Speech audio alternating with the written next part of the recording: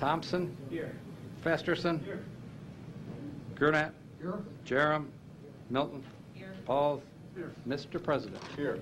Would everyone please stand for the Pledge of Allegiance and remain standing for the invocation?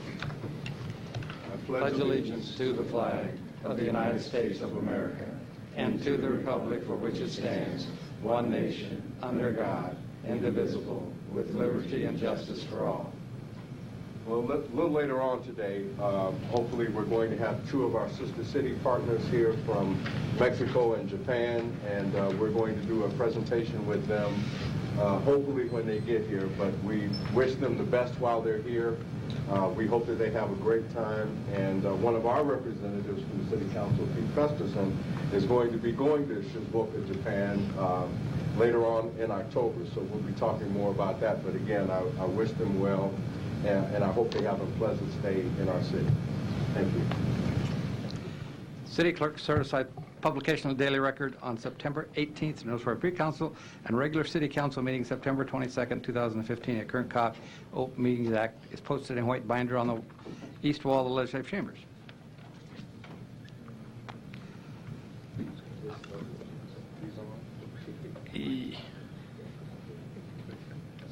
They should be now. Okay, I guess we're good. Ready? Okay.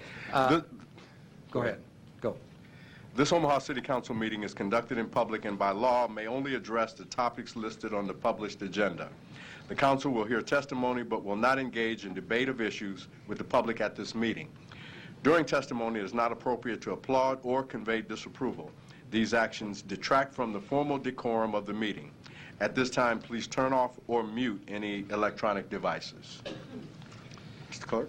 Item number 5 is a reconsideration of an ordinance creating roadway maintenance district number 745-24 for the purpose of improving South 95th Circle from West Center Road north to the end of the cul-de-sac by asphalt overlay. A is a communications posting. First thing we need, Mr. President, is a roll call on the reconsideration. Do we need a motion? Or just... No, we have the motion okay. second. Just, okay. Thompson? Yes. Festerson? Yes. Gurnett?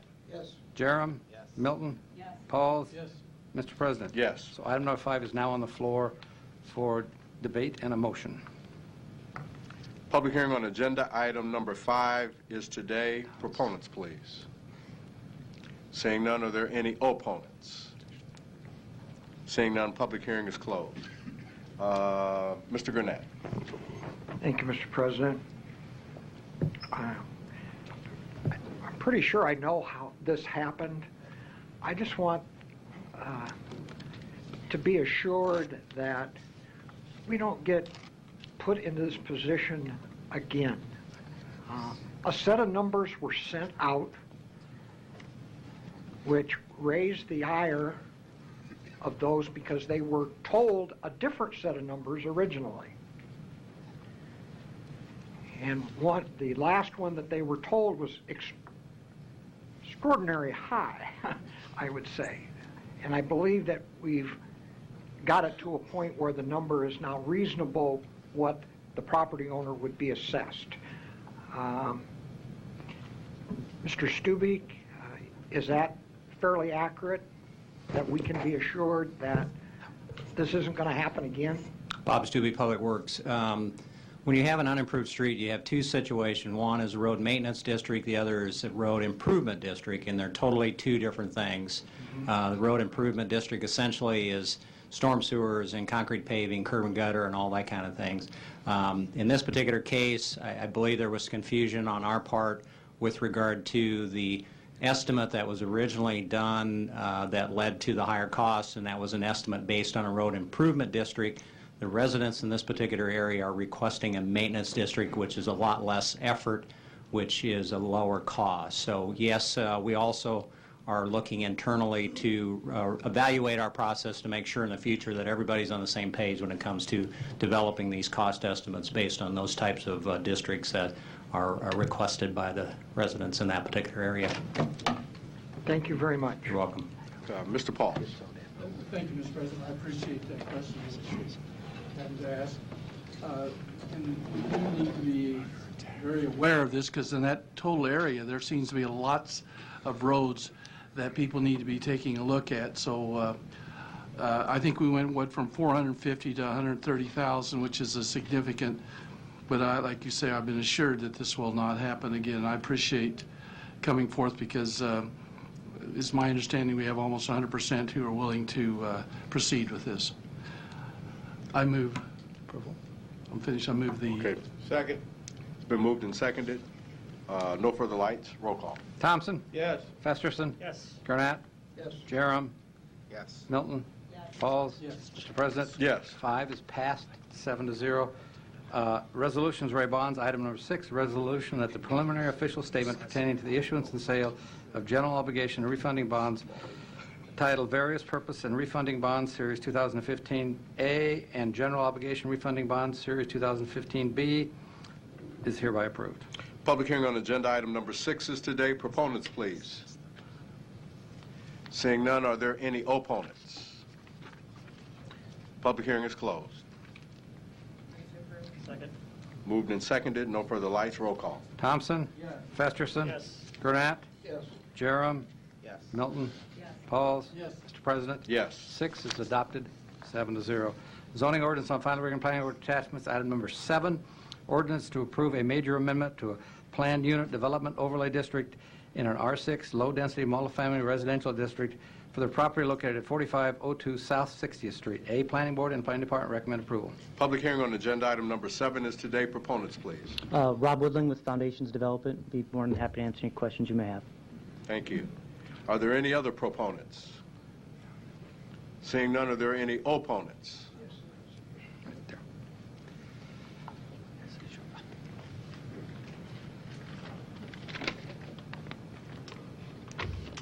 Mr. President, City Councilman, my name is Dwayne Brooks.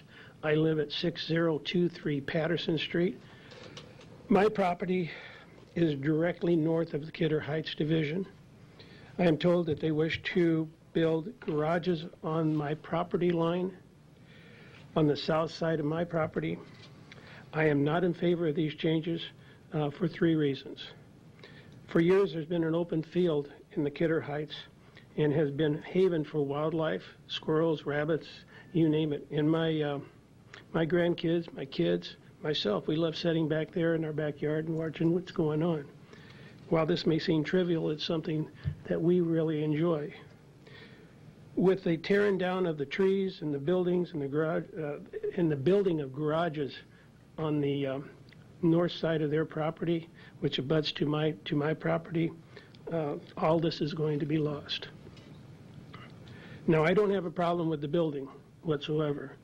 The original plans called for the garage to be built on the north, or excuse me, on the south side of the property, their property.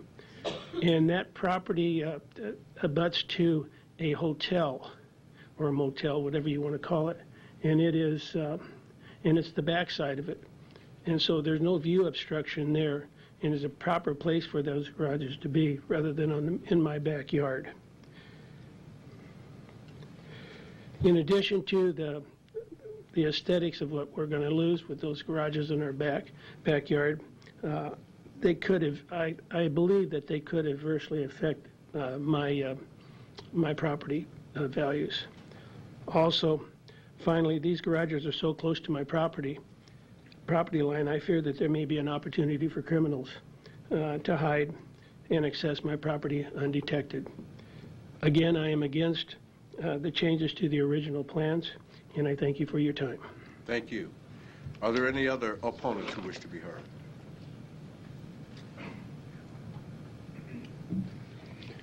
Good afternoon. My name is Charles Novian. I reside at 6029 Patterson Street. I've been there approximately 19 years.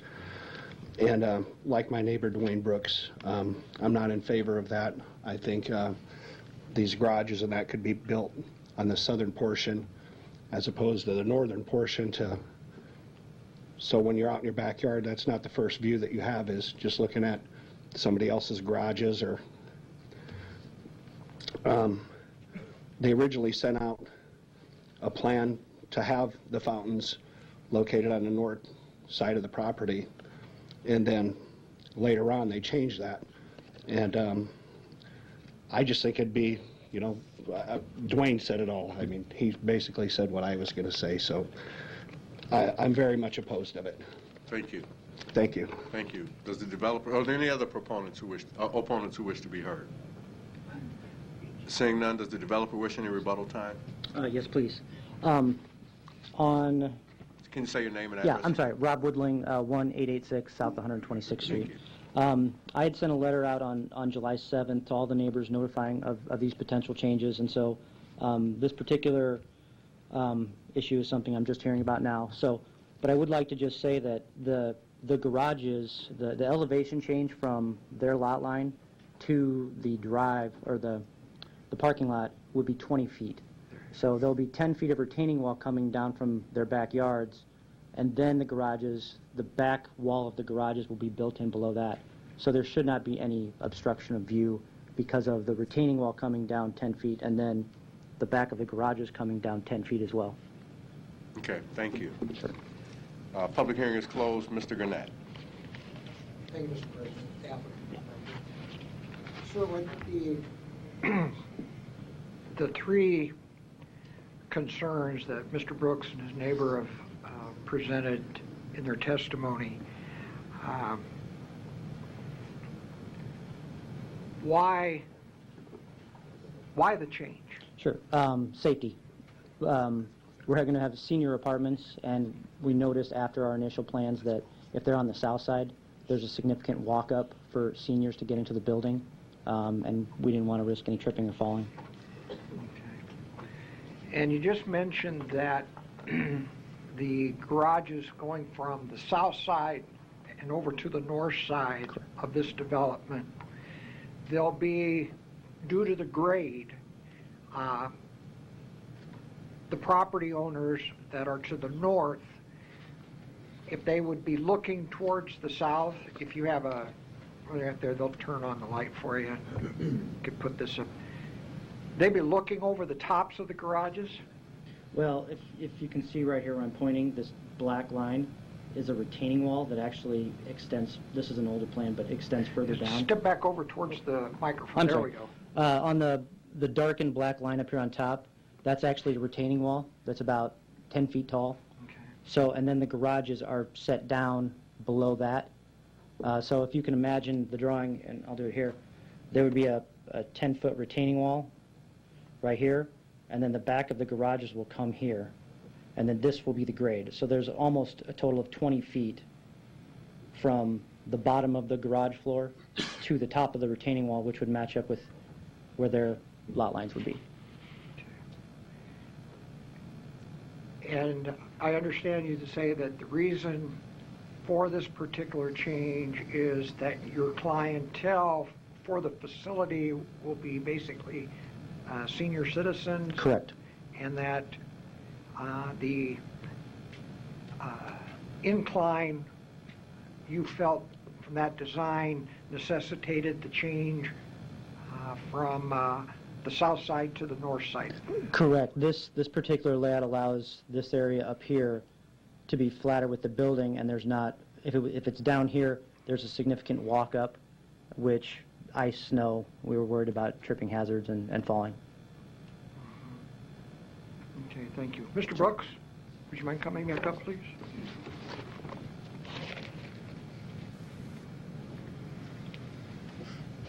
Just repeat your name for the record. Again, Dwayne Brooks, 6023 Patterson Street. Hearing what the applicant has said, does that give you any peace of mind, or is it still 2 out of 3 that you would be adamantly opposed against? It would be 2 out of 3 at this particular time. I never realized that they would have it down that far. But it still worries me, the fact that the garages are going to be down. I can't talk with my hands, I guess. The garages will be down. The wall will be up there. There will be a space between the garages and that wall. And that would be a nice hiding place for somebody to climb up the wall and access my property and the property of the rest of the people in the neighborhood there. What prevents that now from happening, sir? Not much, because I do get things taken out of my backyard. There is just a fence there, if I want to call it a farmer's fence. A mix of barbed wire, wire fences, that's about it. Okay. Appreciate it very much. Thank you, Mr. President. Thank you. Thank you. Mr. Jerem. Yes, could someone from planning tell me what the setback is on the north?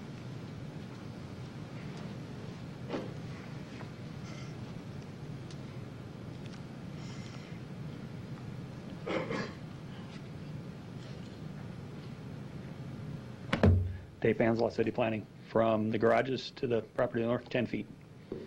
So you have 10 feet from where the retaining wall will be, or where the north side of the garage is? The property line to the north side of the garages is 10 feet. So you'd come up 10 feet from the wall, you'd go north 10 feet, and then you'd have the property line. No, I think it's the retaining wall is pretty much on the property line, and then there's 10 feet to the garages. Okay. Is there some waiver that allows That's the you're setback. allowed to do that? Correct. You can build a retaining wall right on your lot line. It's just the structure for the building that has to be 10 feet to the south of that? Correct. Okay, thank you. Thank you. Is there a motion?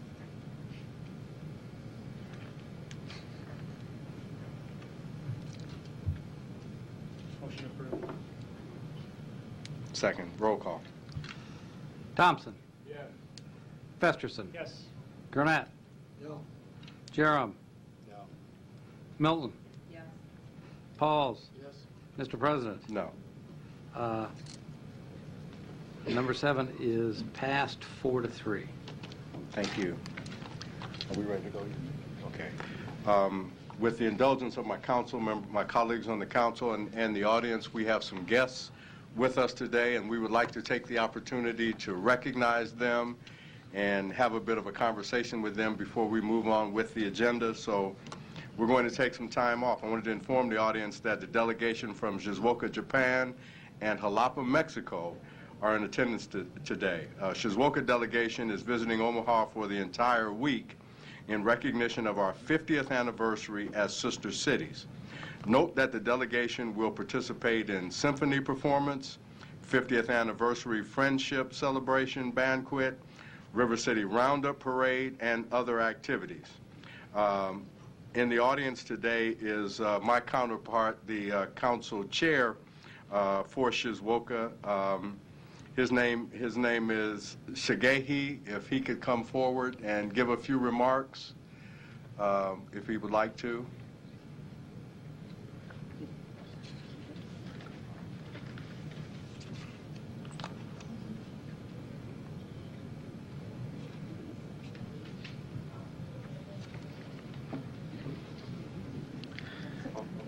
Hello everyone.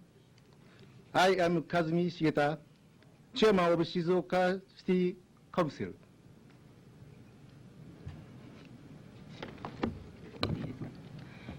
皆さんこんにちは。私は静岡市の市議会議長をしております重田です。It is my great honor to join today's ceremony, the affirming Shizuoka and Omaha's sister city food. 本日私はこの静岡市オマハ市の50周年の姉妹都市再確認式に出れますことを大変光栄に思っております。My gratitude goes to Council President Ben Gray, as well as all of the Omaha City Council members. ベン・グレイ議長をはじめオマハの市議会議員の皆様に心より感謝申し上げます。この後は私の思いを日本語で話を続けさせていただきます。Now he'd like to change into Japanese and he wants to tell you what he wants to say. 静岡市とオマハ市の議会は市民生活の向上という共通の目標に向かってまいりました。Both Shizuoka City and Omaha City Council work together and work towards a common goal, which is improving our citizens' lives. 我々はオマハ市から遠く離れており、議員同士が会う機会は数年に一度です。the distance between us is very great, and we can see each other only a few times every like 5 years. しかしこの機会にぜひ静岡市、オマハ市の相互利益のために意見を分かち合えたら素晴らしいと思います。But I hope that we can take this opportunity to share ideas for mutual benefit of each other's cities. オマハ市の皆様の変わらぬご支援を心より感謝申し上げます。We have greatly appreciated the continued support and of City of Omaha. 今後とも姉妹都市として一層の発展と繁栄をお祈りいたします。And I hope that we will enjoy many more years of progress and success as sister cities. Thank you very much. Thank you. ありがとうございました。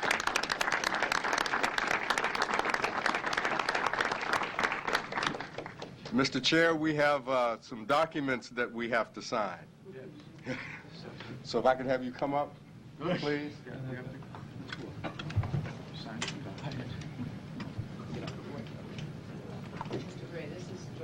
Yes, George, how are you? good to see you, Good to see you President. again. Yes. Good. Mr. Chair.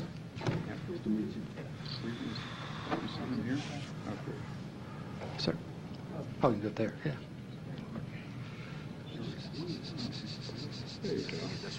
No, And, that's you Mexican. know, I'm going to have you sign with our pen. Have you sign here, here, and here? こちらに議長のサインをお願いします。これ感じでいいね。この上に、はい。感じでいいね。はい。 Oh, yes, we do.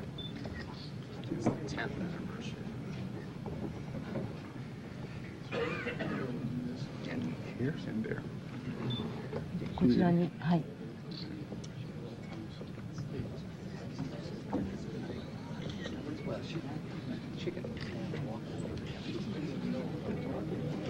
Okay. Thank you. ペン、はい。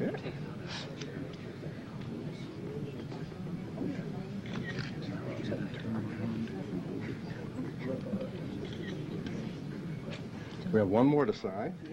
もう一つある。 Take that one. Uh-huh. Sure. Thank you.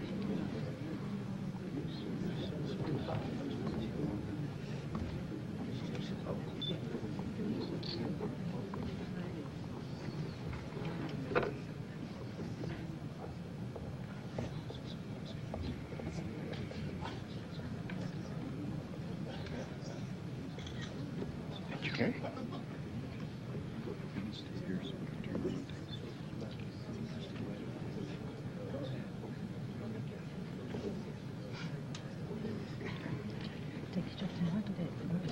Ben, could you turn around, we'll take pictures. Here's the other one. Yes. Hold it. それを一つずつ持っていただいて、向こう側に向いていただいて、はい。はい。 Yeah, right in front of the council. Can we do it in front of the council? We're going to do it right up here in front of the council. We get all our council members. Yes. You always Yes. right coming out.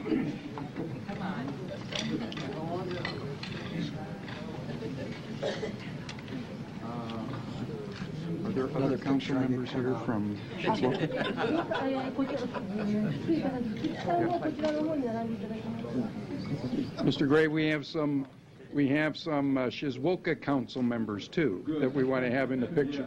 These are also city council members. Yes. Good.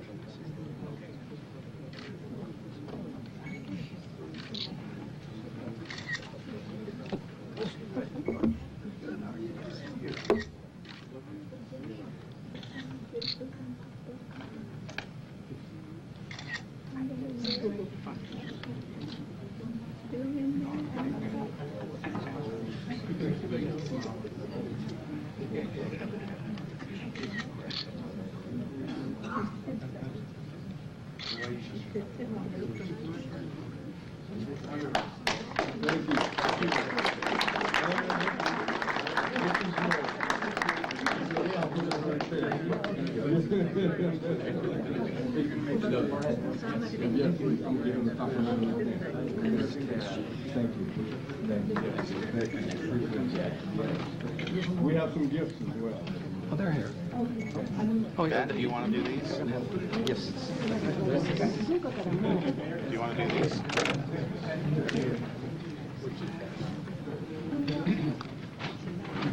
Gift exchange, presentation from the plaque.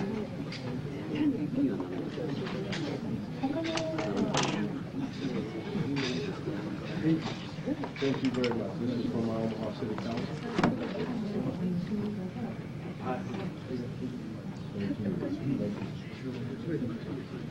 Thank you. Thank you. Appreciate it. And we also have a plaque. Sister City International Recipient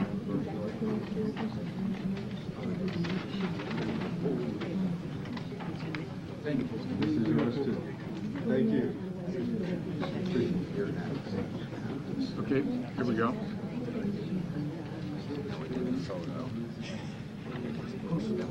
All council members. Okay. Okay. Okay.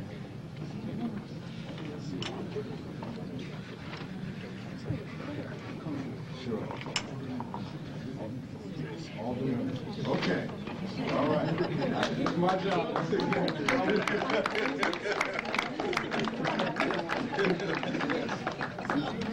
Thank you. Oh, there's two more.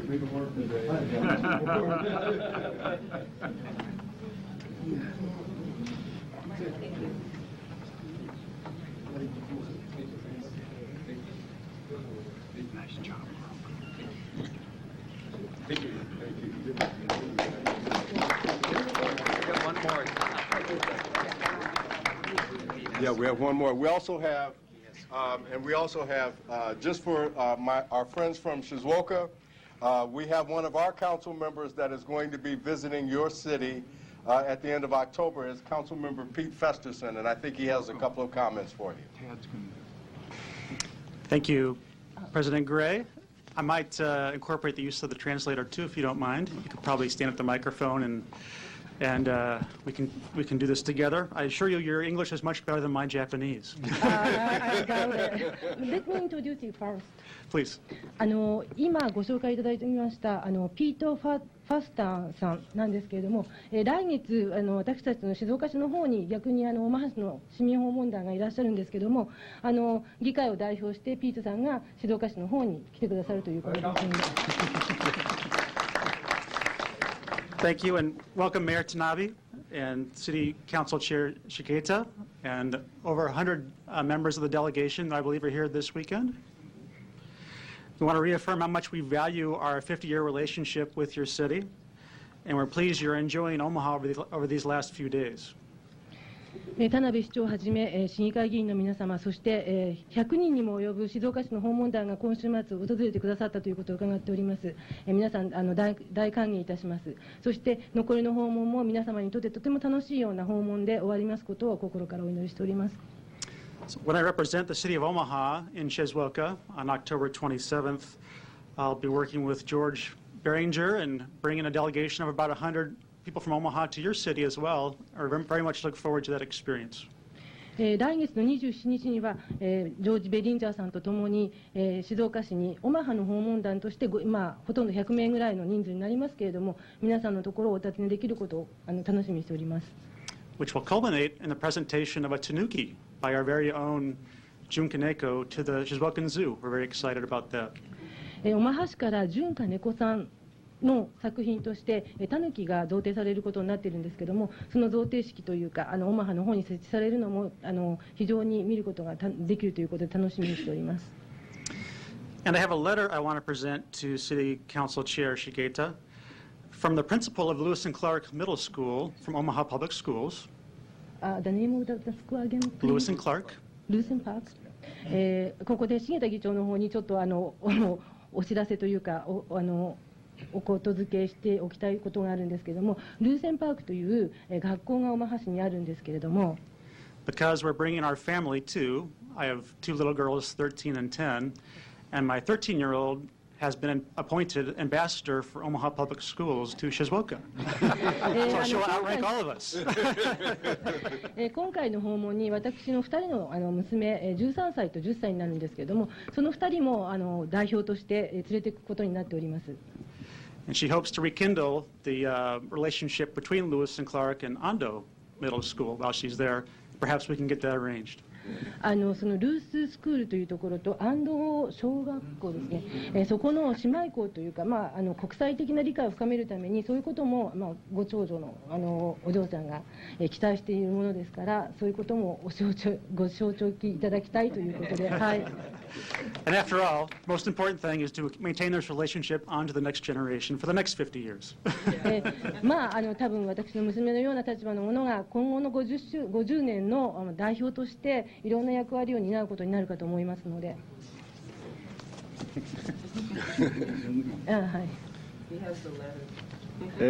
安藤小学校の話はすでによく聞き及んでおります。静岡へお越しの説はぜひ2人のお子様娘様を大歓迎をしたいと思います。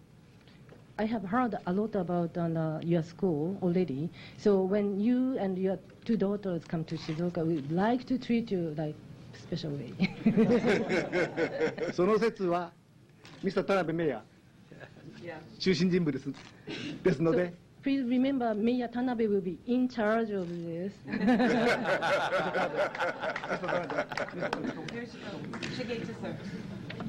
So this is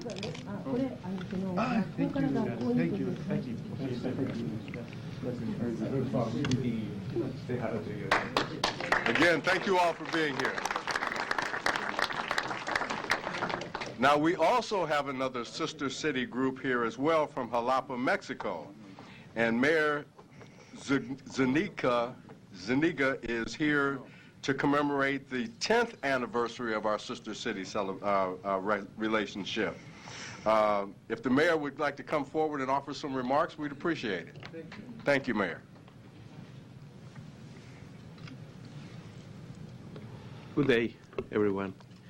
We are very thankful for this reception. I would like to salute the members of the chamber. On behalf of the government, in behalf of the people from Jalapa, we are very glad, we are very proud of having this relationship. Jalapa is the capital of Veracruz. Jalapa is a city which enlightens the gazes of the inhabitants and its visitors. For the eloquence of its colors, the always green of its flower gardens, and the culture that embraces it since its past as the mist that is surrounded by tilt roofs, streets, and alleys. Jalapa is mist, essence of coffee. It is light, it is science, it is art, it is culture. Young students, critical and liberal spirits. Jalapa is strength, is justice, is prudence.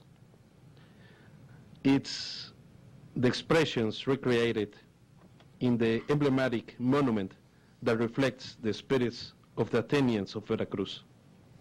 Living in Jalapa, knowing Jalapa, visiting Jalapa, turns suddenly into an experience for the senses, for the spirit. That is the step in our memory.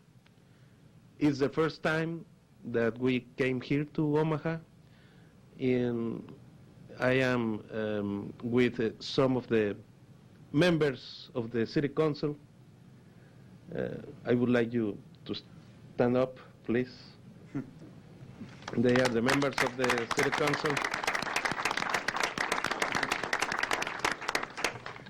We all are very happy to be here.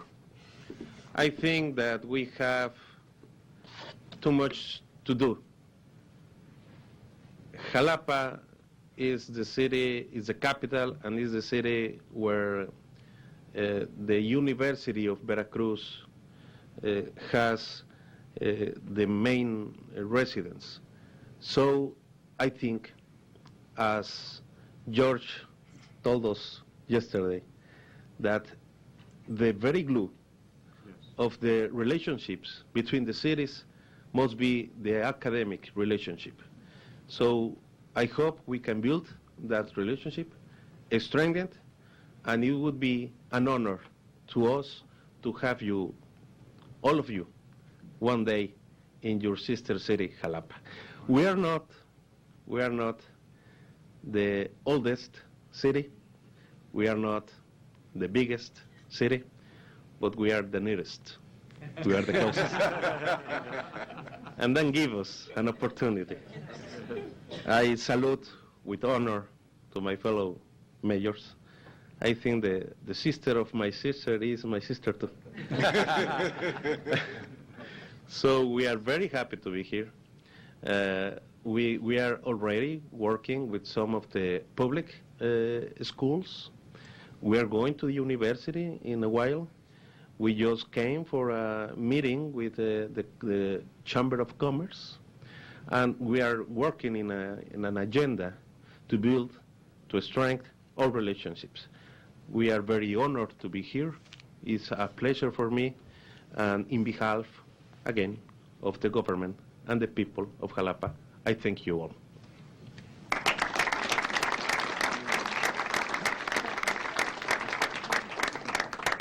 Thank you, Mayor.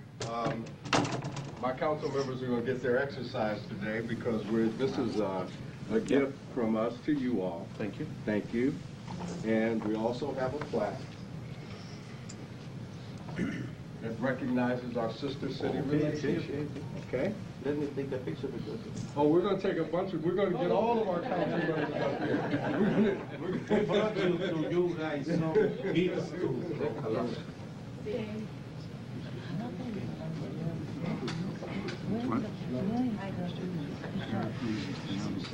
They are the Secretary of the City Government. Okay. And we Come on, join us for a picture of this. Everybody want to join us up here.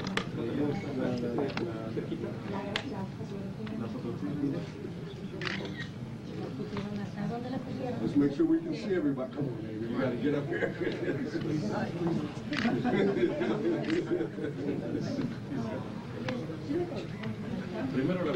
Squeeze in. Oh.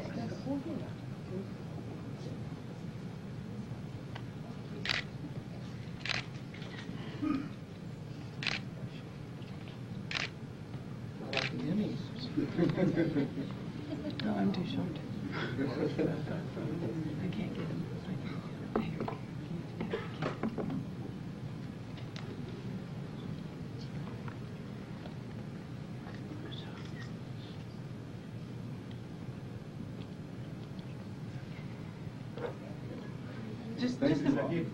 Thank you. Just one more thing too. Jose, here's our chair. Okay. Okay. Yes. Jose, thank you. Thank you. And this is yours. Yes. This is yours, okay? Thank you. Jose, give us a picture. You should be in there. Really quickly.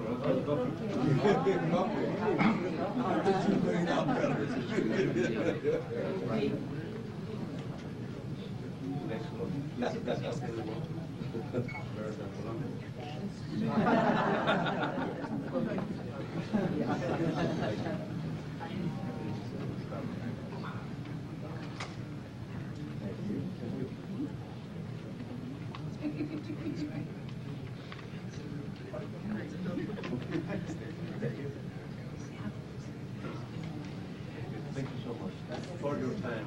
We are honored.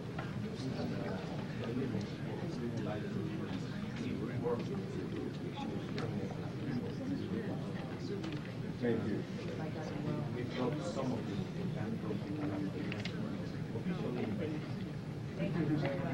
Mayor, one of us is going to take you up on that. We're very welcome. Thank you all. Appreciate it. Thank you. Thank you.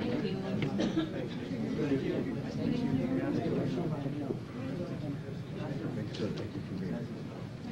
Hope you enjoy your stay. Hope you enjoy your stay. Thank you.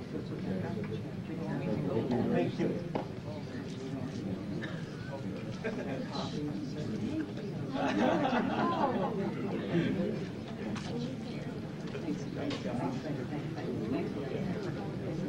Thank you. Let's just go as I am my coffee. All right. Okay, good. I'm glad you were here. Yeah, that's fine. Next week, could we have a delegation?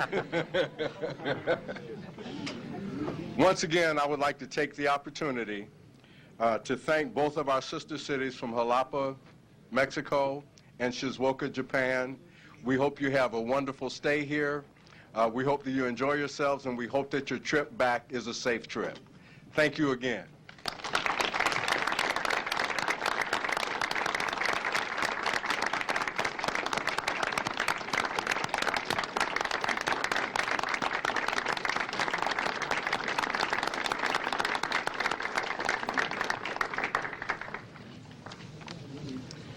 They have to go.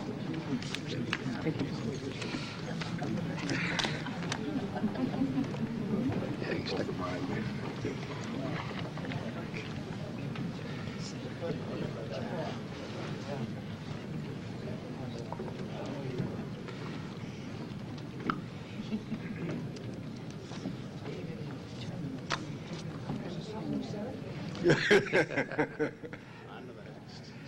Okay. Next item. Audience, we'd like to thank you all for your indulgence. If we can go ahead, Mr. Clerk. We'll take items 8 through 11. It's one case. 8 is ordinance to rezone property located at 7023 Cass Street from R2 single-family residential district low density to limited commercial district. A, Planning Board and Planning Department recommend approval. 9 is the preliminary plat entitled Cass Place is hereby accepted. A, Planning Board and Planning Department recommend approval. 10 is resolution that the plat entitled Cass Place is hereby approved. A, Planning Board and Planning Department recommend approval. And 11 is subdivision agreement is hereby approved. Public hearing on agenda items 8 through 11 are today. Proponents, please. Yes, Mr. President, members of the council, Larry Jobin, 11440 West Center Road, appearing on behalf of the applicant Omaha Conservatory of Music. With me today is Mr. Paul Smith, who's the founder and on the board of directors at this point in time of the conservatory. We're simply here to answer any questions that any of you might have regarding these various matters on your agenda today. Thank you. Thank you. Are there any other proponents who wish to be heard? Seeing none, are there any opponents who wish to be heard?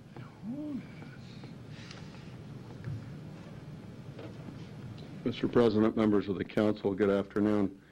David Levy, Baird Home Law Firm, 1700 Farnham Street, here today on behalf of Joe Ricketts. Joe lives about a third of a mile or about 2,000 feet from this site. He's a very big supporter of the Omaha Conservatory of Music and thrilled that that use is going there and hopes it's there for a very long time. The Conservatory of Music does have all of the land use approvals it needs to complete the project and go forward. Therefore, it's our position that this rezoning is unnecessary and potentially puts negative pressure on the long-term use of the site by the Conservatory of Music. The rezoning also takes away the city's ability to guide the future of this property by rezoning it to an LC zoning without knowing what might follow the conservatory there. And just a few examples of what uses are permitted as of right in an LC district: funeral home, tobacco shop, appliance repair, pet store.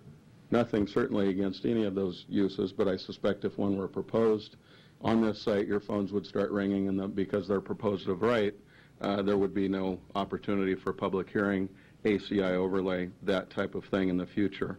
Also, the Conservatory of Music, in our view, is very much a school. A primary school is allowed as of right in an LC zoning district. Secondary school is allowed as a conditional use. But it's not as if with Conservatory of Music, in the R2 zoning district that's there presently, there's no great incompatibility with the existing zoning district to remedy through a rezoning. So our view on this, please, is let it be. There's no harm to the applicant from denying the rezoning, and I urge your vote for denial. Thank you. Thank you. Are there any other opponents who wish to be heard?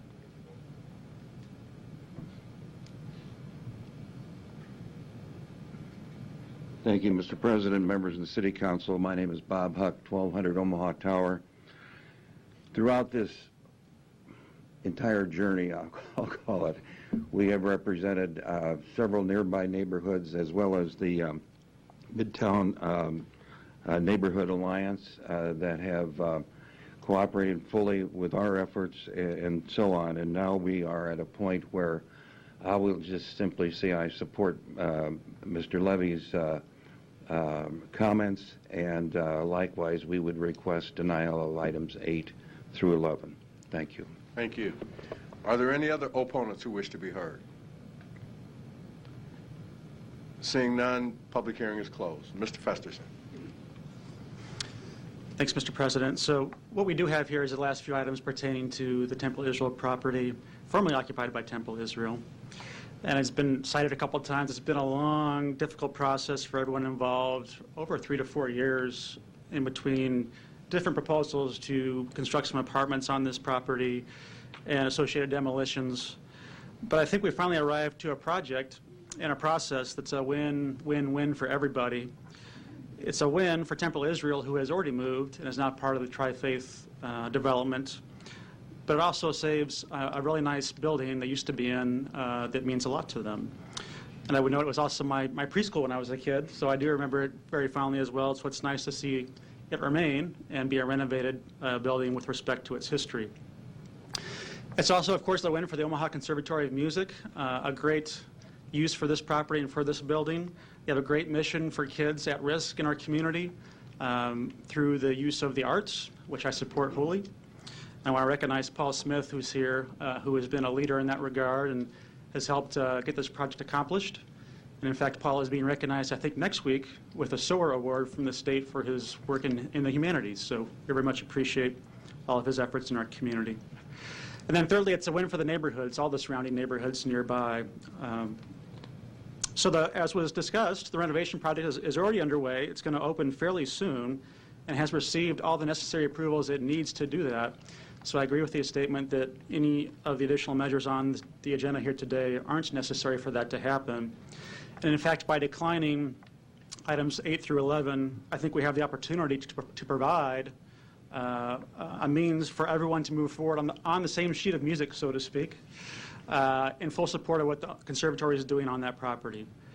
So with that, I know it's been 3 or 4 years since we've started this, and it's been probably a longer meeting than you anticipated already. So I'll just go ahead and say, for the support of the Conservatory of Music, and to move forward with unanimous support for this property, I would move to deny items 8 through 11.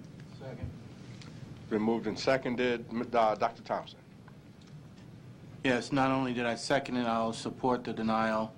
The main reason being that this is a school, and currently the zoning that exists now is compatible with the school, and so that's a strong reason for me to vote for the denial. Thank you.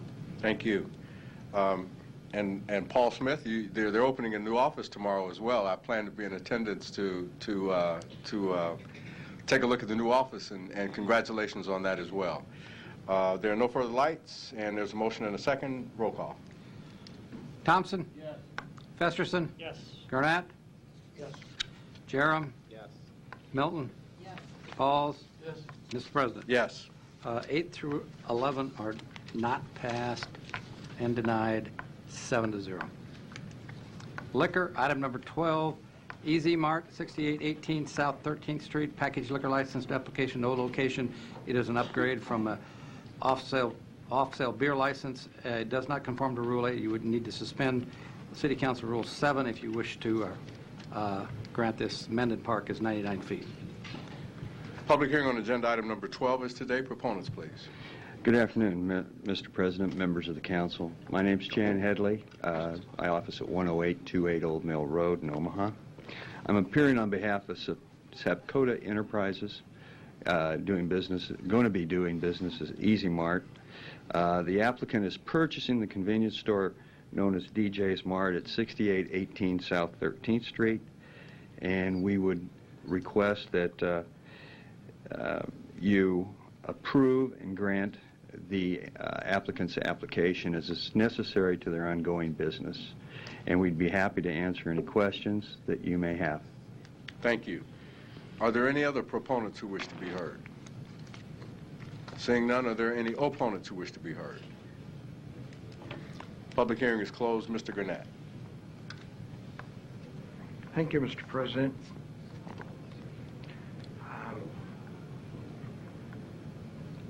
We did receive a letter of opposition and at pre-council this morning. I just started a preliminary discussion in regards to the concerns that the opposition has brought forward. And any time that the usual opposition to a liquor license that's either in the middle or near a residential zone or especially a park. And I believe we have to suspend Rule 7, is that correct? Yes, sir. For further discussion, Mr. Clerk? Yes, sir. Okay. Motion to suspend Rule 7. Second. Moved and seconded to deny rule, to talk about Rule 7. Roll call. Thompson. Yes. Festerson. Yes. Gurnett. Yes. Jerem. Yes. Milton. Yes. Pauls. Yes. Mr. President. Yes. Rule 7 is suspended. May I continue, Mr. Yes, sir. President? Thank you. One of the concerns that was presented by the opposition fall under the realm of a few of the usual safety concerns that have been brought to our attention many times on applications such as this. And that one of them being is that the establishment has been a victim of armed robbery on several occasions. I immediately requested from staff the last 3 years worth of stats from the 911 center, and there have been no robberies in the last 3 years. For the benefit of my colleagues in your decision-making process. The other concern noteworthy here is the amount of litter in and around, and that's brought into the public park across the street. I'd like to have the applicant and lawyer come up. Sure. If you would. What are the cleanup procedures and security procedures that will be put forth by the applicant? Well, the applicant will, of course, take care of his area. And we've also discussed, one of the concerns is their drinking in the park and so on and so forth. There's houses directly across the street, and I think there's a little bit of an entrance where the park is, a little bit to the south, but pretty much across the street, across 13th Street. I've discussed this with Mr. Sapkota, and we came to a conclusion, a good thing, and this wouldn't be a bad ordinance, by the way, to put a little sign on the door that remember that it's against the law to be over in the park, drinking in a public park. And we thought that might lead people to not go over there, not litter, not be drinking in the park, and that's one of the things he can do. As you're all aware, this is a license for any purchaser to take it home and leave the premises. It's not drinking on the premises. And I think with taking care of his area, and then secondly, the addition of the sign, and if you put it right where they're on the door when they're leaving, I think that would be real helpful. And other than that, if there's any thoughts anyone else has, we'd be happy to consider those too. I see in the audience we have other members of the family that oh yes, do have Mr. Sapkota's wife is here, or is here, and his sister, or I believe his sister-in-law, who is going to be the manager. They've all taken the courses necessary and offered by the State Patrol and online, and they plan to have all their employees, if they have any employees, the 3 family members are going to be running the place basically. Their employees will have to take the course. And also Mrs. Sapkota's parents are here visiting from Nepal. So it's quite an international day, and I believe they live in Kathmandu. Correct. Okay. In Kathmandu. So.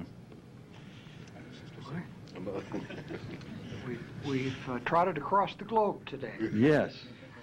In regards to the litter issue being a concern of the opposition, once again, I went to our 911 center and got the litter stats for the last 3 years, and there have been over 3 years just 8 litter complaints for the park across the street. I may add that even though I don't like talking about this, I think it would be applicable today. We probably had more than 30 times that in the form of graffiti at that park, where we have been successful in reducing that amount. The thing that I have a problem with on any of these, when we do get concerns with this, not just in this particular license, but other ones as well, is actually tying in that particular establishment to a fault somewhere else, to a violation somewhere else, whether it's across the street or it's down the block or within a quarter-mile radius. How is it, could that possibly tie into this particular location? So I have a problem with that on a majority of these when that issue is brought forward. I'm not able to find on a cursory review of the stats that were provided to me where a link was made between the current location DJs at this address and anything that has happened in the park. That doesn't necessarily mean that it couldn't happen. I'm sure that based upon the advice that you've given the applicant, that they're going to take the neighborhood at heart. It is a business. A business tries to make a profit, not only to support themselves, but the community as well. And it sounds that that's the step that you're attempting to take here. Correct, correct. And, you know, they already have a beer license.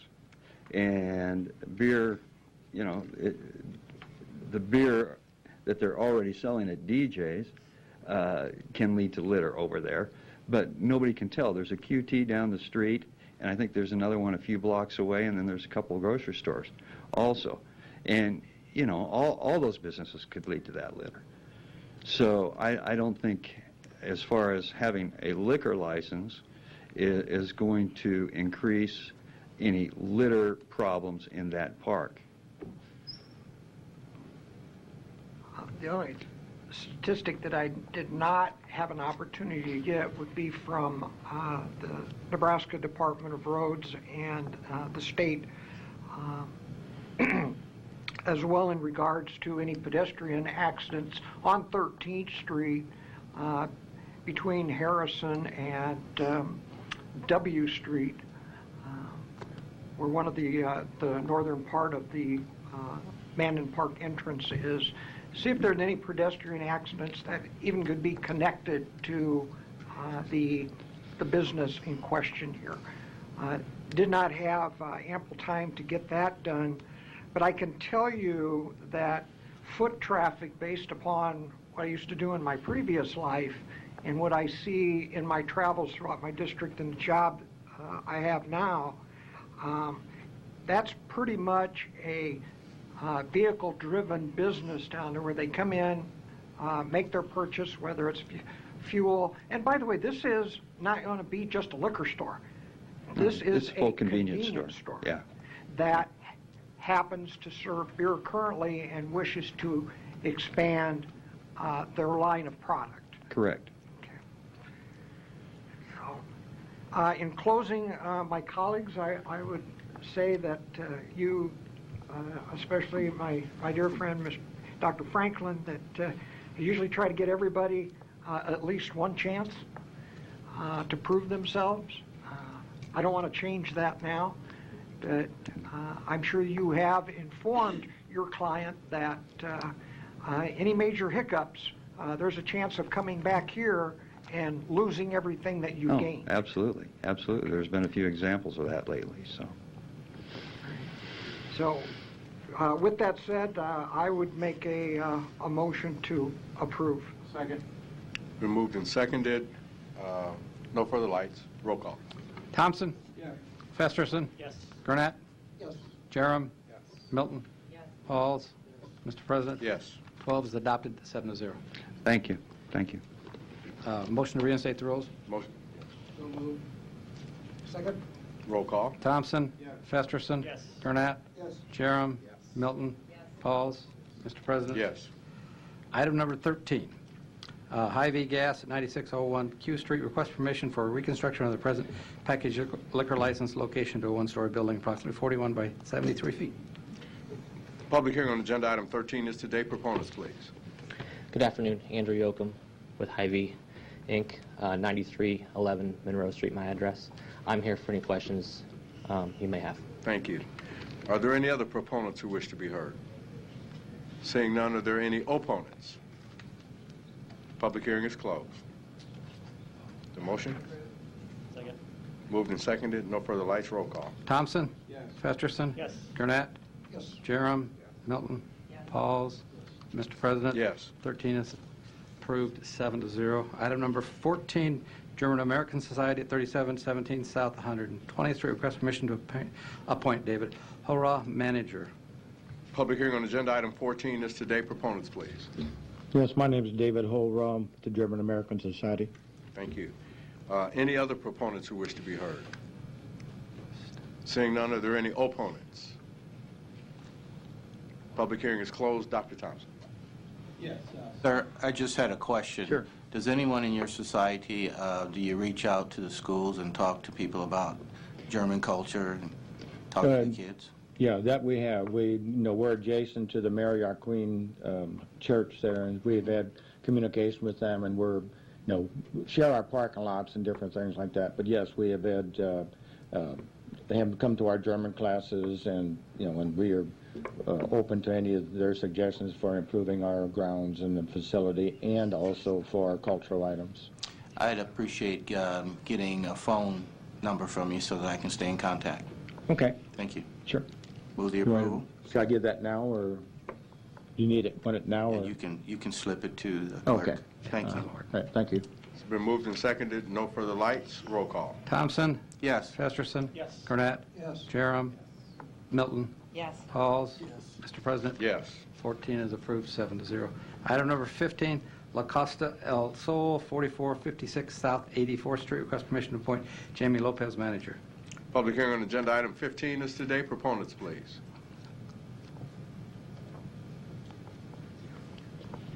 Hi, I'm Jamie Lopez for Coastal Del Sol. I reside at 8408 South 48th Ave. Thank you. You're welcome. Are there any other proponents who wish to be heard? Seeing none, are there any opponents who wish to be heard? Public hearing is closed. Motion? Moved and seconded. No further lights. Roll call. Thompson? Festerson? Yes. Gurnett? Yes. Jerem? Milton? Pauls? Mr. President? Yes. And Jerem passes the second time. It's approved, 601 passing. Item number 16, Ultra Nail Bar, 17660 Wright Street, request permission to appoint Sing Sitong Sok. It's Tiang Sitong Sok. Thank you. Manager of the present Class I liquor license. Public hearing on agenda item number 16 is today. Proponents, please. It's Tiang Sitong Sok, 17660 Wright Street, 68130 Omaha, Nebraska. Thank you. Are there any other proponents who wish to be heard? Seeing none, are there any opponents who wish to be heard? Public hearing is closed. Moved and seconded. No further lights. Roll call. Thompson? Festerson? Yes. Gurnett? Yes. Jerem? Milton? Pauls? Mr. President? Yes. 16 is approved, 7-0. Consent agenda. Any member of the City Council may cause an item placed on the consent agenda to be removed Items removed consent agenda should be taken up by City Council meeting following the consent agenda in the order in which they were removed, as otherwise provided by City Council Rules of Order. Public hearing on agenda items number 17 and 18 were held on September 15, 2015. Moved and seconded. No lights. Roll call. Thompson? Yes. Festerson? Yes. Gurnett? Yes. Jerem? Milton? Pauls? Mr. President? Yes. 17 or 18 are passed, 7-0. The public hearing on agenda items number 19 through 26 are today. If you wish to address the City Council regarding these items, please come to the microphone, indicate the agenda item you wish to address, identify yourself by your name and address, who you represent, and if you are a proponent or an opponent. Public hearing is closed. Second. Roll call. Thompson? Yes. Festerson? Yes. Gurnett? Yes. Jerem? Yes. Milton? Pauls? Mr. President? Yes. 19 to 26 are adopted, 7-0. Resolution, item number 27, resolution City Planning Department is requested to commence a study of the recent trends and challenges relating to the infill development in downtown and midtown Omaha, particularly as they affect major transportation corridors, consideration given to the update to the transportation element to include the complete street policy to anticipate and to the anticipated bus rapid transit system and downtown master plan, which study is to include recent theories on acceptable and appropriate land use in urban areas, parking, and other factors affecting the development of midtown and downtown. Public hearing on agenda item 27 is today. Proponents, please. Seeing none, are there any opponents?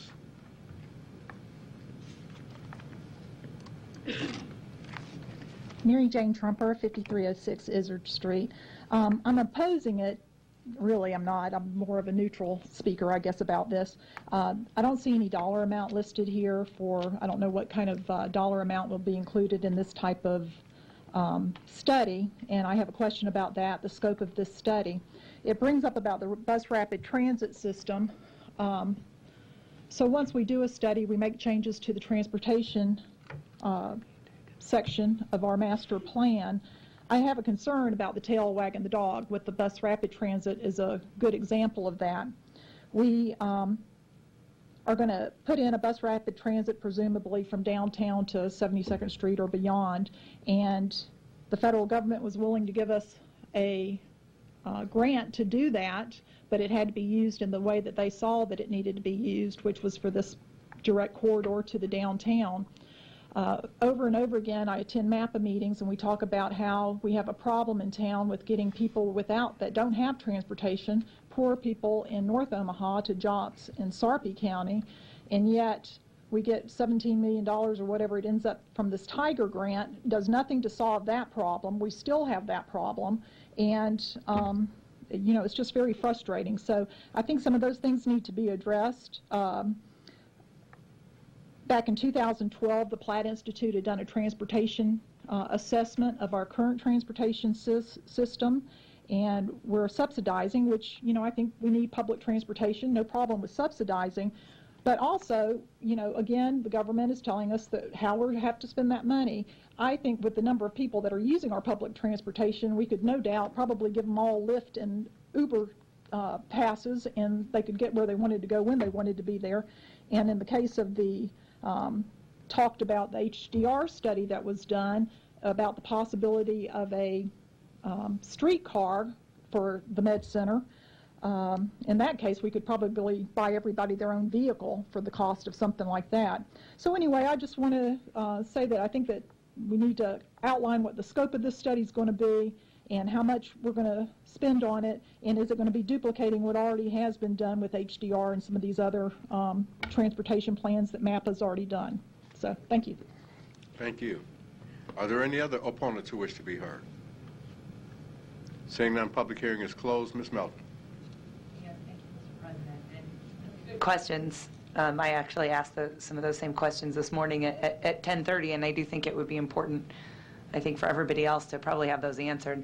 And it's my understanding from Councilman Jerem that this is a request for planning to do their own kind of an internal study. So there's no cost. We're not issuing an RFP. We're not spending any money. Because whenever you hear the word study, I see dollar signs. So this is more of you're requesting our planning department to look at the big picture, spend the next year looking at all of these things and coming back and giving us what the planning department's theory is. And I don't want to put words in your mouth, but that's what I heard this morning. Yes. Yes. That simple. And so at this point in time, they're not recommendations for any of the things listed. You're just asking for the planning department's opinion on all of these issues. Yes. Okay. Oh, I like that. You're a man of few words today.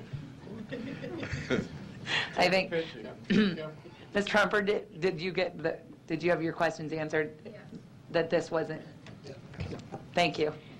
And it's spurred in part by the existing future land use maps that actually, in some cases, create barriers to affordable housing, high-density projects along mass transit corridors in certain parts of the downtown and midtown. So this will actually study that internally with collaboration from stakeholders to update those elements so we can be more development friendly to higher density projects in those areas. Okay. Mr. Gurnett. Thank you, Mr. President. I think it would be safe to say that if any of us up here were experiencing the explosion of economic development as Midtown is, we'd be asking for the same study. But being a part of a city that has very little virgin ground in my district, getting development has been difficult, but I can assure you that I'll be supporting this because we get that part done. It has to go somewhere from there. And once we have that updated version, and I thought the same thing. Okay, what is this going to cost us? But once I read it again and got an explanation from Councilman Jerem that this is internal. This is something that they're going to do in-house. Not going to be a major dollar factor with this. But I'm waiting for when this is done. You know, it's got to go somewhere, and I'm going to be screaming that it comes south. Yeah, I would echo that, and you got to start somewhere, and these corridors that currently have, in some cases, the future land use element or map that shows an area that would be maybe ripe for R8 zoning right on a mass transit corridor, which would then have a 1-to-1 parking ratio per unit for, in cases of workforce housing, a population that either can't afford, doesn't have, or doesn't want cars and takes advantage of mass transit, or a population of people who want to take advantage of that in more walkable community and mass transit friendly community. We have these barriers that exist now that are roadblocks. So if we're going to move on, we have to update these things, and I think it's a part of their process. It's just an expression of our will to say, go forth and update. Right, so. And I'm going to be supportive as well because, like you, Mr. Gurnett, it has to go somewhere, and I don't mind some of it going south, but there needs to be a few going north. So we'll be supporting this as well. There are no further lights. Is there a motion? Motion approved. Second. Moved and seconded. Roll call. Thompson? Yes. Festerson? Yes. Gurnett? Yes. Jerem? Milton? Pauls? Mr. President? Yes. 27 is adopted, 7-0. Pursuant to City Council Rule 70, the public hearing on agenda items number 28 through 32 shall be held on the third reading. Ordinance on second reading, item 33, ordinance to designate the Atlas Apartment located at 1609 Benny Street as landmarks pursuant to landmarks. We got 32. We get 32. Oh, okay. Landmarks Heritage Preservation Ordinance. A, Planning Board and Planning Department recommend approval. Public hearing on agenda item 33 is today. Proponents, please. Name is Lawrence Butler, Managing Member, 1609 Benny Street, Omaha, Nebraska. Just simply here to answer any questions you may have. Thank you. Are there any other proponents who wish to be heard? I'm Trina Westman, Historic Preservation Administrator for the Planning Department, and I'll answer any questions you may have. Thank you. Any other proponents who wish to be heard? Seeing none, are there any opponents who wish to be heard? Public hearing is closed. Next item. Item 34, ordinance designated the Ernest F. Buffett House located at 1015 South 30th Avenue as a landmark pursuant to Landmarks Heritage Preservation Ordinance. A Planning Board and the Planning Department recommend approval. Public hearing on agenda item 34 is today. Proponents, please. I'm Jason Efkin, homeowner at 1015 South 30th Avenue. I'm here for any questions you may have. Thank you. Are there any other proponents who wish to be heard? Trina Westman, Historic Preservation Administrator for the City of Omaha Planning Department. Thank you. Are there any other proponents? Seeing none, are there any opponents? Public hearing is closed. Next item. Ordinance on second reading, item 35, ordinance to establish a new Class A flammable liquid storage district, A152 at 902 Grace Street. Public hearing on agenda item 35 is today. Proponents, please. Seeing none, are there any opponents? Public hearing is closed. Next item. Item 36, ordinance to establish a new Class A flammable liquid storage district to be known as A153 at 12520 F Plaza. Public hearing on agenda item 36 is today. Proponents, please. Seeing none, are there any opponents? Public hearing is closed. Next item. Item 37, ordinance to establish a new Class B flammable liquid storage district to be known as B189 at 17500 Burke Street. Public hearing on agenda item number 37 is today. Proponents, please. Seeing none, are there any opponents? Public hearing is closed. Next item. Item 38, ordinance to approve an agreement with Completely Kids to conduct the Liberty Elementary project to strengthen families and provide youth therapy service to diminished risk factors associated with trauma and violence. Public hearing on agenda item 38 is today. Proponents, please. Seeing none, are there any opponents? Public hearing is closed. Next item. Item 39, ordinance to approve an agreement with Brenda L. Daly and Associates to provide funding for the position of the Project Safe Neighborhoods Director of Operations. Public hearing on agenda item 39 is today. Proponents, please. Seeing none, are there any opponents? Public hearing is closed. Next item. Item 40, ordinance to approve an agreement with Goals Center to support a family advocate in addressing absenteeism and at-risk behavior among youth to improve student attendance and learning. Public hearing on agenda item number 40 is today. Proponents, please. Seeing none, are there any opponents? Public hearing is closed. Next item. Item 41, ordinance to approve an agreement with Latino Center of the Midlands to provide youth violence prevention programs to young males.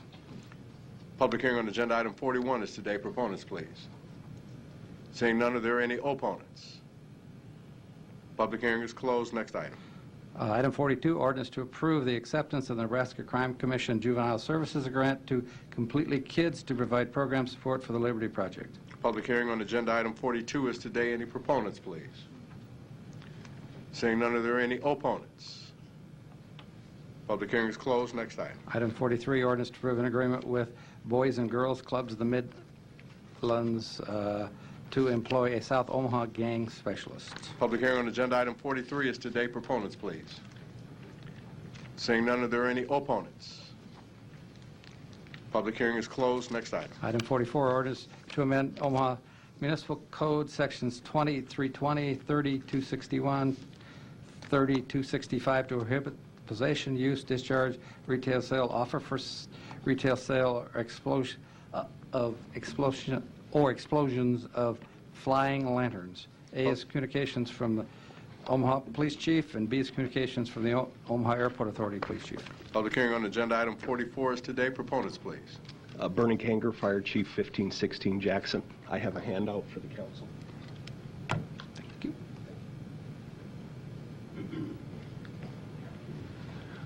Good afternoon, Mr. President and members of the council. Fire prevention is a trademark of all fire departments, and I'm here today to show support for this ordinance. This change would be a proactive step that addresses preventable fire situations resulting from the use of flying lanterns and the potential danger to life and property.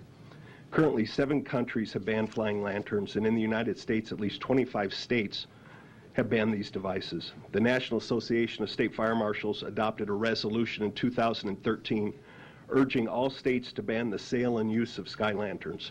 As a member of the Nebraska Municipal Fire Chiefs Association, we've been working with the state unicameral to get that done, and we're successful last year in getting a bill out of committee, but it has not yet gone to vote. That's why we're here today, to make sure that we can get something done. In addition, the National Fire Protection Association has taken steps through their code development process to prohibit flying lanterns. Flying lanterns or sky lanterns are open-flamed, uncontrolled flying devices that can come in contact with combustible vegetation and building materials. Numerous documented fires in the United States have started as the result of the unpredictability of flying lanterns. The recreational user who launches a flying lantern are largely unaware of the many inherent dangers these devices present.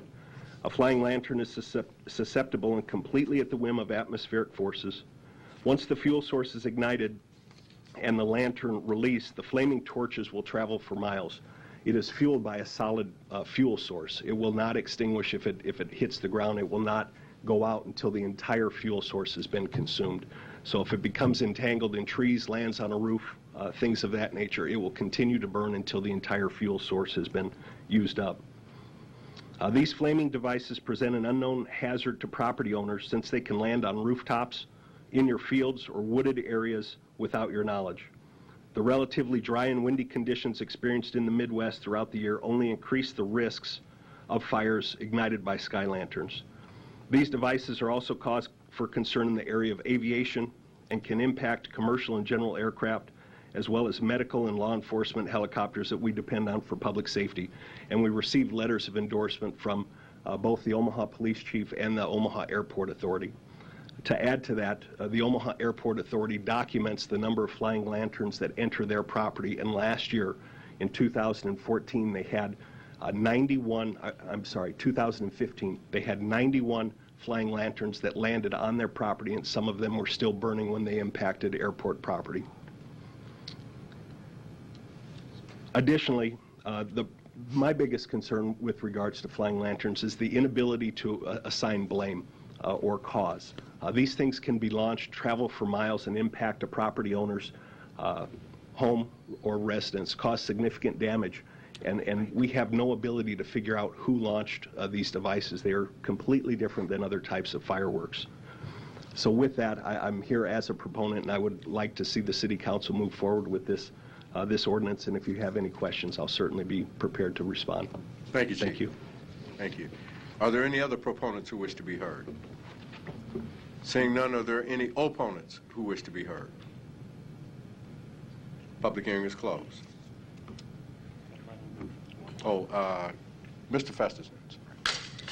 Thanks, Mr. President. Chief, if you don't mind, just a question for you. A follow-up on a point you made there. So there's a clear public safety need to do this, which I support and agree with. And I think we all supported to pursue this at the state level last year too, and hopefully that works out as well, so we have consistency amongst all of our jurisdictions. But as you point out, it is difficult to know where they came from or where they flew from or where they originated. Can you comment a little bit upon how it will be enforced and what those penalties would be? I believe the ordinance states the fine will be a $200 fine for people that are using these. The enforcement aspect, when the city grants their fireworks licenses to the individuals that sell fireworks within the city limits during those 2 time periods, we send out fire prevention inspectors to inspect every single one of those tents or those stands before they can open up and start selling fireworks. So that will be our first enforcement arm. We'll be able to go to the people that are actually selling the product, make sure they are not selling the product. If they are, we'll educate them, we'll cite them. Obviously, our first role, if this ordinance passes, will be a public education piece where we'll go out to the vendors and the wholesalers and let them know that that's not allowed in the city limits, and then we'll do an education piece related to the public concern so the public is aware.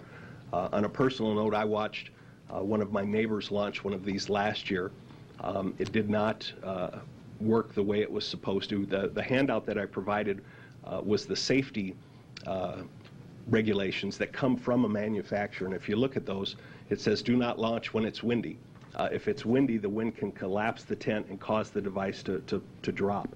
It's raised by heated air. If the tent or the balloon collapses, it'll drop and continue to burn.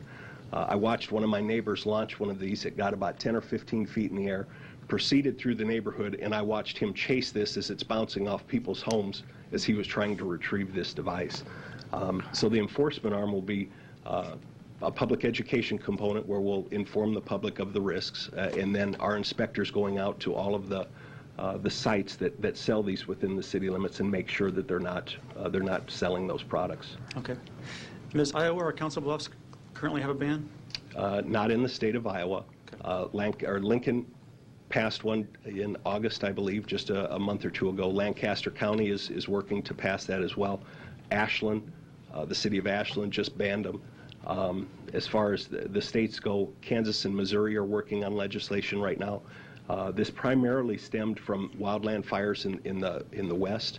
A number of the western states have already banned these just because of the significant wildland impact that they have. We have certainly a great deal of concern here in Nebraska because in wildland communities they have building materials that prohibit wooden shake shingles or wooden exterior siding, things that are combustible. We don't have that same luxury here in the Midwest. We do have homes with wooden exterior siding, wood shake shingles. We do have areas that are considered wildland urban interface in the Ponca Hills area, along the Missouri River, in the Elkhorn Valley, Fontenelle Forest. We've got a lot of areas that if we had a significant wildland event, even though we've got a very substantial and robust fire department, it would be a challenge for us because we don't have the training or the tools to fight a wildland fire. Mm-hmm. So this is a proactive approach to stop something. Just because we haven't had a lot of incidents of fires in the city of Omaha caused by sky lanterns doesn't mean that we should not take steps to prevent them from happening. Simply because when we testified before the state unicameral, an individual from central Nebraska was one of the individuals that testified. One of the lanterns landed on his roof in the middle of the night, burned the entire top section of the home off, and he and his wife had no knowledge that this device had landed on their property. They slept through the night until they were awoken by smoke alarms, and they ended up losing almost their entire house as a result of that. Innocent people are impacted by these devices simply because they can fly for such a great distance before they impact something. Much different than a standard firework, which has a very short lifespan, and we can point blame to the individual that launched it. This is a completely different challenge for us. Mm-hmm. Okay, thank you, and thanks for your work on it. I'm sure this is something we'll all be supportive of, given the needs you just described, and in the meantime, perhaps we can consider a reaffirmation of our interest in Lincoln, too, to make it a statewide, consistent thing. Thanks. Thank you. Mr. Pauls? Thank you, Mr. President. Mr. Curtis, I'd like to ask you a question. Steve Curtis, City Finance. Yes. How much did we have on the safety aspect of fireworks in the past?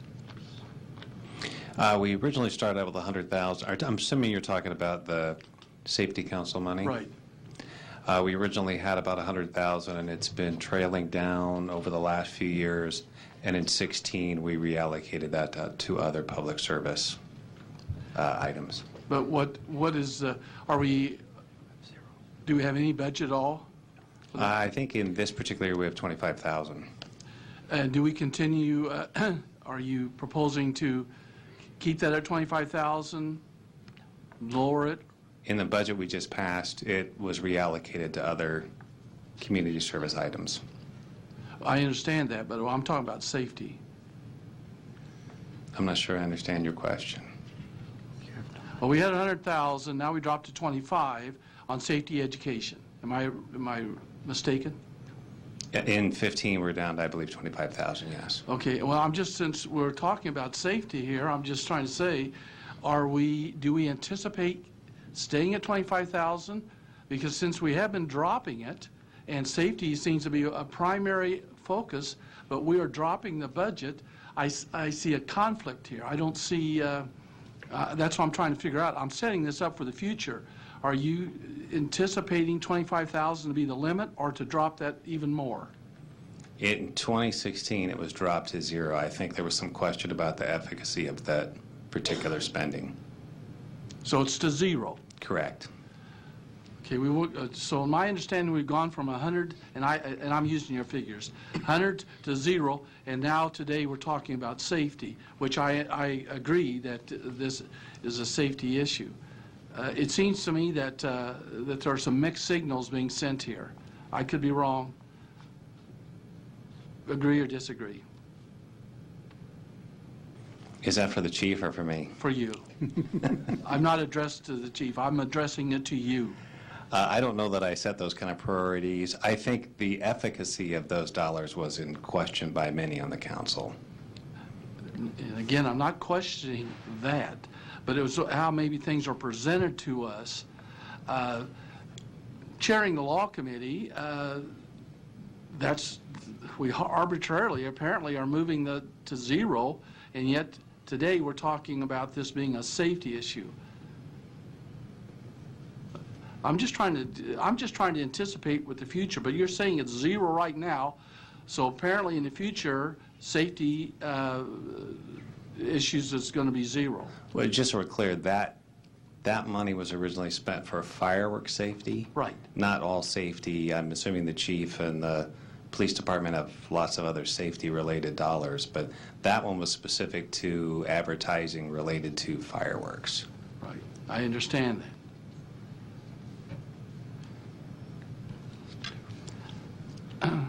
I'll let this rest. Thank you. Mr. Jerem. Yes, Chief, maybe you can answer this. You have a Fire Prevention Bureau, is that correct? Yes, sir. Is that the division that you would task with your going out and making sure that the vendor tents know about the prohibition on this and making sure there's public awareness? Absolutely. They are the ones responsible for both fire prevention and code enforcement and public education. It's the same bureau. So while we don't have a separate contract to advertise through National Safety Council, or it's reduced for 2015 to $25,000 and 0 for next year, your department will be engaging in this awareness campaign that you... We could certainly do that through our own budget, through social media, through public safety announcements, which are typically very low cost or no cost. Thank you. Thank you. Dr. Thompson.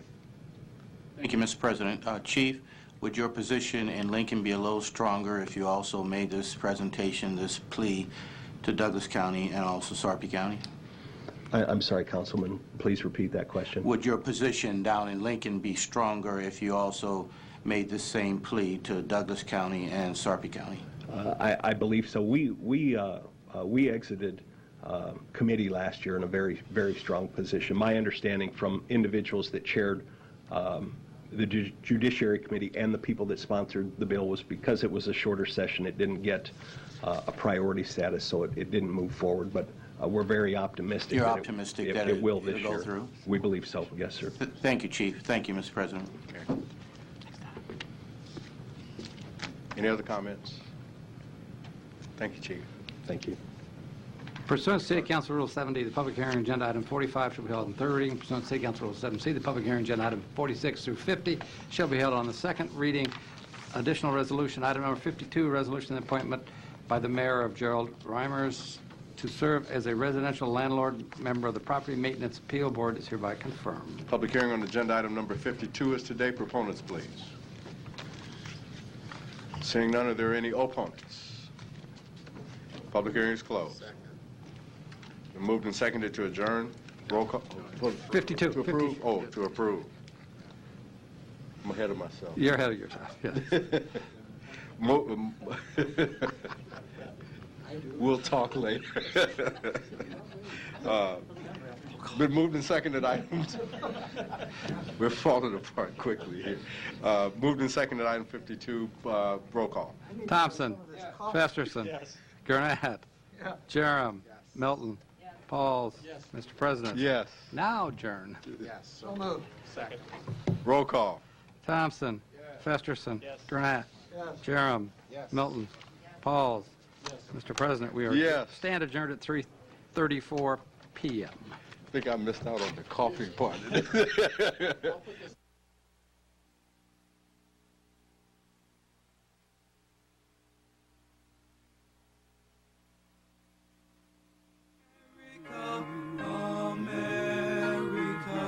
God shed his grace on thee, and crown thy good with brotherhood, from sea to shining